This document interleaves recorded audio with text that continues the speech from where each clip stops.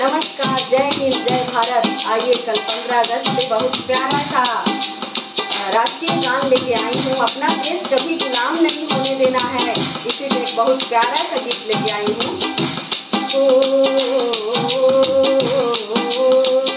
आवती रंग तले खाईला जमावा से मारे किबा, आवती रंग तले खाईला जमावा से मारे किबा, अपना देश के घरानावा से मारे किबा, अपना देश के घरानावा से मारे किबा।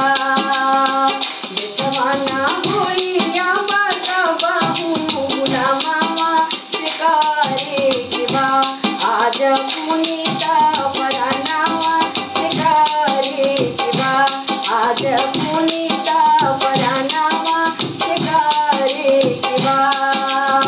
झांसी वाली रानी याद रखिला तुसानावा से लारे किबा, झांसी वाली रानी याद रखिला तुसानावा से लारे किबा।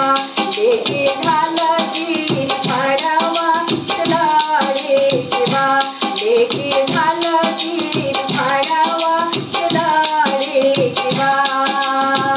सीना चढ़ाई करे चाहे पाकिस्तानावा न डरे किबा, सीना चढ़ाई करे चाहे पाकिस्तानावा न डरे किबा।